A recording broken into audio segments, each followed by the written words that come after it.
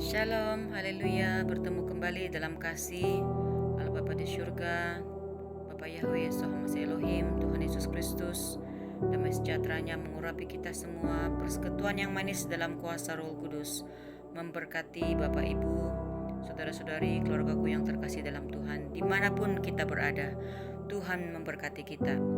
Pada kesempatan yang indah ini, saya ingin mengungsikan firman Tuhan yang terdapat di dalam Yohanes 10 ayat 10 yang mengatakan, pencuri datang hanya untuk mencuri dan membunuh dan membinasakan. Aku datang, kata Tuhan, supaya mereka mempunyai hidup dan mempunyainya dalam segala kelimpahan.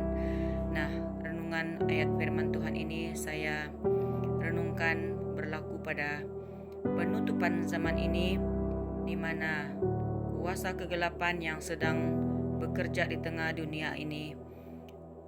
666 kerajaan Lucifera sedang bekerja menguasai tubuh manusia dan telah menuai jiwa, membunuh banyak manusia yang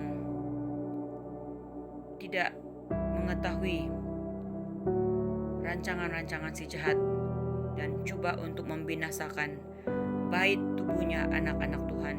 Bahkan pada ketika ini ia sedang mencuri data pribadi.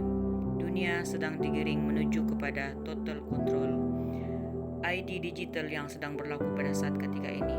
Bapak, Ibu, saudara-saudari, bukalah mata, bukalah hati, karena semua itu adalah penggiringan kepada total control pemerintahan digital. 666 adalah angka di mana manusia diciptakan. 666 adalah angka yang dicipta oleh manusia melalui kecanggihan teknologi.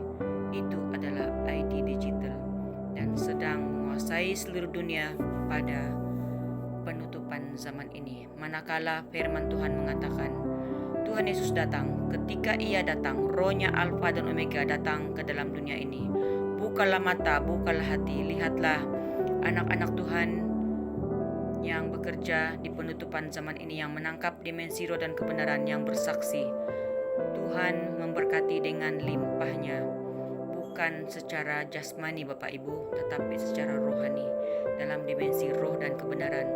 Kenapakah anak-anak Tuhan, para saksi-saksi surga, dilimpahi dengan mimpi-mimpi dan penglihatan-penglihatan yang tidak ada putus-putusnya? Bukan direka-reka mimpi dan penglihatan itu Bapak Ibu, walaupun ada yang menanggapi, mereka yang tidak mengerti pekerjaan Roh Kudus di penutupan zaman ini mengatakan mimpi-mimpi dan penglihatan mereka itu daripada setan. Bapak Ibu, anak-anak Tuhan yang dikasihi, saya yakin percaya, semakin kita mendapat mimpi dan penglihatan daripada Tuhan, semakin kita takut akan Tuhan. Tuhan bukan sembarangan memberikan mimpi dan penglihatan kepada anak-anaknya dan suruh untuk tampil bersaksi. Tetapi tujuan mimpi-mimpi dan penglihatan yang begitu banyak bukan untuk disimpan secara pribadi oleh anak-anak Tuhan yang telah dipercayakan, telah dimandatkan untuk berbicara, menyampaikan isi hati Bapa di penutupan zaman ini.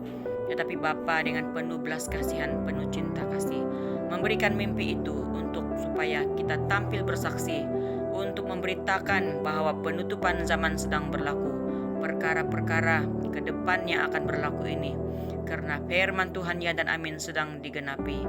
Kenapakah manusia pada ketika ini dengan akal logikanya mahu supaya hidupnya diberkati, mahu telinganya mendengar yang baik-baik sahaja, tetapi tidak mau mengerti pekerjaan proyek ilahi di penutupan zaman ini, di mana Tuhan akan meluluh lantahkan bumi ini. Bacalah firman Tuhan di dalam Yesaya, di mana dunia ini akan ditutup, zaman ini akan ditutup. Lihatlah pemberitaan yang disampaikan oleh Tuhan Yesus sendiri ketika ia menyatakan pedang pemisahan akan terjadi. Pikul salib, bayar harga, sangkal diri. itulah yang ditebarkan, diajarkan pada penutupan zaman ini.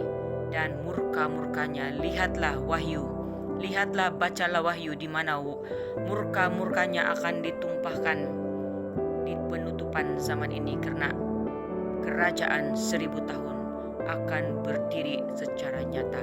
Oleh karena itu Bapak Ibu, saksi-saksi surga tidak berhenti untuk mendapat mimpi-mimpi dan penglihatan, tetapi dilimpahkan dengan melimpah-limpah. Itulah pekerjaan karya Roh Kudus yang dahsyat di penutupan zaman ini. Manakala mereka yang tidak mengertinya menganggap semuanya adalah rekayasa, semuanya adalah dibuat-buat oleh manusia. Bapak Ibu, saudara-saudari yang dikasihi Tuhan, marilah kita dengan penuh kerendahan hati kita mencari perkenanan Tuhan. Hidup seperti apakah yang diinginkan oleh Tuhan di penutupan zaman ini? Lihatlah orang kaya yang bertanya kepada Tuhan, apakah lagi yang harus dilakukannya? Ketika Tuhan menyuruh dia untuk menjual segala hartanya, dia merasa sedih lalu pergi karena begitu banyak hartanya. Janganlah kita mengumpulkan harta di muka bumi ini, karena pencuri sedang datang untuk mencuri, membunuh, dan membinasakan bukan sahaja harta yang ada di bank yang banyak, tetapi juga tubuh kita, yaitu yang menjadi bait Roh Kudus, sedang dibinasakan pada ketika ini. Mari kita sadar, mari kita merendahkan diri di hadapan Tuhan, dan biarlah Tuhan Yesus Kristus memberkati kita semua, karena Dia sedang berbicara di penutupan zaman ini. Dia sedang melimpahkan pertolongannya. Biarlah kita datang kepadanya dengan penuh kerendahan hati. Diberkatilah Bapak Ibu, saudara-saudari, keluargaku yang terkasih dalam Tuhan. Tuhan Yesus memberkati kita semua. Haleluya. Amin.